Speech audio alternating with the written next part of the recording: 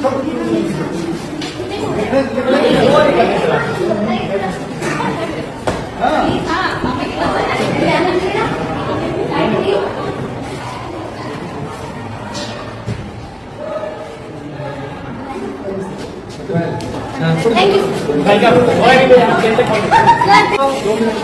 कक्ष में 600 बच्चियों को बैठा के अगर डिसिप्लिन की बात करें जाती है, बिल्कुल भी उचित नहीं है, संभव ही नहीं।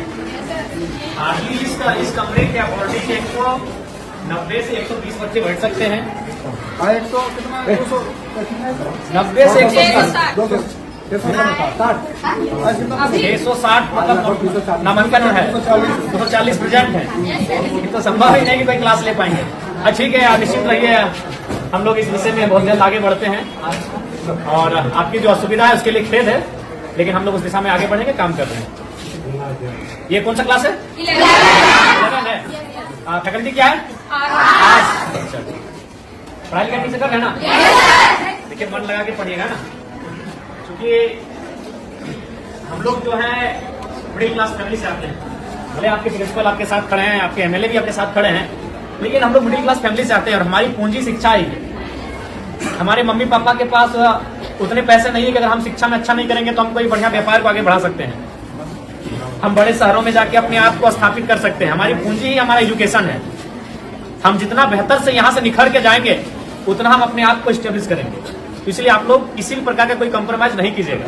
हम जानते हैं कि हो सके आपको समस्या आएंगी, क्योंकि बहन लोग को थोड़ी आ सकती है, क्योंकि आज भी लोगों की मानसिकताएं वैसी हैं, लेकिन आप निश्चिंत रहिए, अब जमाना बदला है, जमाने के लोगों की सोच बदली है और हमें लगता है कि बेटा और बेटी को समान दृष्टिकोण से लोग देख रहे हैं। तो आपको भी कुछ अगर सुविधाएं आएंगे तो उससे आपको पार जाना है, और कभी शिकायत और समस्या को लेकर अपनी पढ़ाई से कंप्रोमाइज मत कीजिएगा,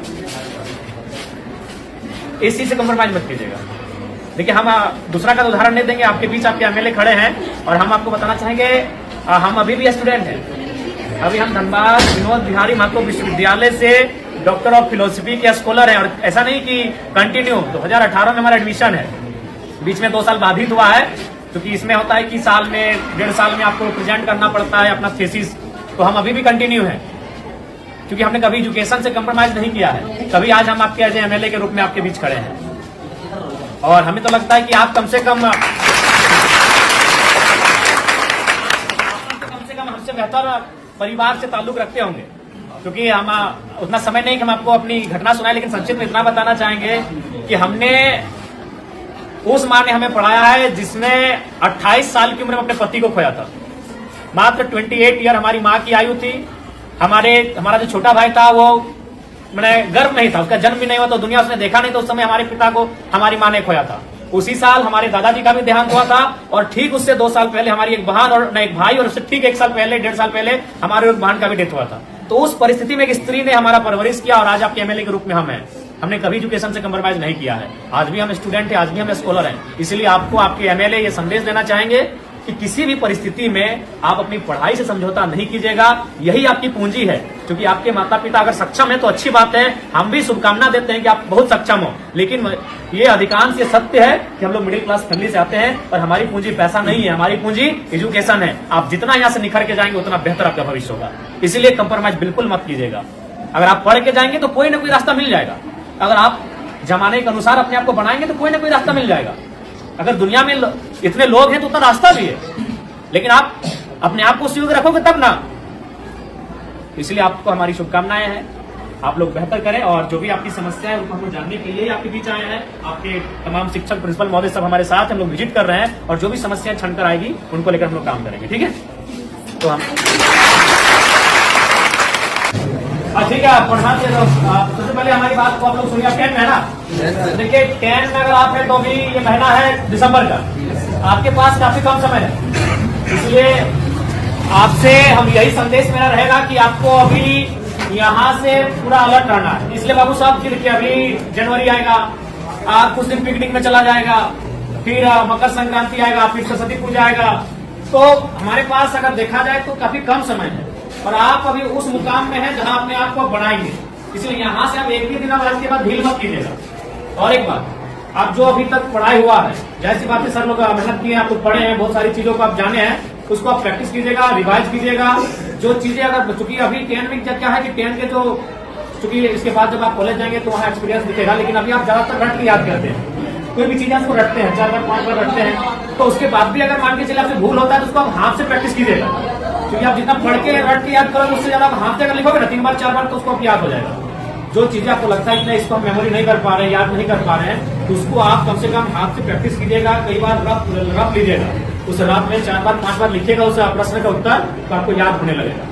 और एक बात सबसे महत्वपूर्ण याद रखिएगा, क्योंकि आप अभी अपने जीवन का सबसे महत्वपूर्ण उम्र में है, यही है, ये जो एज होता है ना, ये इसको हम टीन एज कहते हैं। हमको अपने आप को बनाना भी यही है और बिगाड़ना भी यही है। अब ये डिपेंड आप पे करता है। देखिए आपके माता पिता तो इस उम्मीद से आपको भेजे कि मेरा बेटा वहां जाएगा, गुरुजी के सानिध्य में बैठेंगे, पढ़ेंगे तो पढ़ के आएंगे, लेकिन अब आप यहाँ क्या व्यवहार करते हैं ये आप पे डिपेंड करता है। तो इसीलिए आप यहाँ 4 घंटा 5 घंटा 6 घंटा समय देते हैं, तो उस 6 घंटा का रिजल्ट आना चाहिए ना।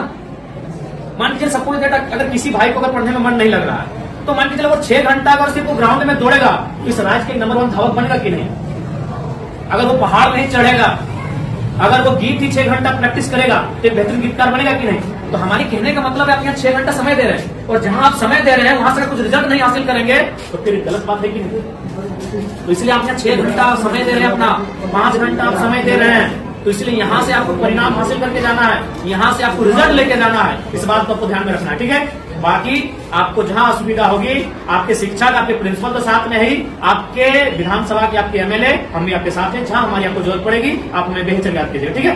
आज चूंकि समय का अभाव है, 1 घंटे हम आपको ले लेते हैं, लेकिन समय का अभाव है। जैसे बच्चा का गाने का दिमाग में इतनी हो गया है, काफी जैसे हम लोग भेजे हैं सर, एक वाला खराब मतलब मिलता है। हाँ, तो जो सादा के बच्चा हम भेजे दिखा के सामाजिक सुरक्षा, हाँ पैसा महीना मिलता है, ठीक है। 8,000 तो आपने भेजे, ठीक, इसको हमको समझाना रखेगा, क्योंकि उनको मालूम है अगर हम खेती में मन नहीं लगाएंगे तो फसल नहीं होगा, फसल नहीं होगा तो परिवार का अनाज नहीं होगा। किसी को मन नहीं लगता, जब धान काटने के लिए जाते हैं पूछेगा मन लगता है, मन लगता है सिनेमा देखने में, मन लगता है मेला घूमने में, मन लगता है शॉपिंग करने में, काम में मन नहीं लगता है, वहां लगाना पड़ता है, क्योंकि वही काम आपका पहचान है, वही काम आपका कर्म है, तो मन वहां लगाना पड़ता है। अभी आपका कर्म है, आपका शिक्षा अर्जन करना, ये आपका कर्म है, इसमें आपको मन लगाना है।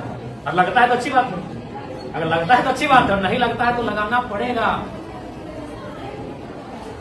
और बाकी आपकी समस्याओं से हम लोग अवगत हो रहे हैं, काफी समस्याएं हैं आपके विद्यालय में, और आपकी समस्याओं का निराकरण के लिए हम लोग हमेशा प्रयासरत रहेंगे। और आप लोग बढ़िया से मन लगा के पढ़िए, हमारी शुभकामनाएं हैं। अगर कुछ समस्याएं होंगी आप सीधा हमसे संपर्क कीजिएगा, और बेहतर अपनी बात को रखिएगा, डर भय मत कीजिएगा कि हम आपके एमएलए हैं, हम आपके एक सहयोगी के रूप में आपको दिशा पथ प्रदर्शक के रूप में आए हैं, आप बेहतर हमें याद कीजिएगा, ठीक है। और एकदम मन ध्यान लगा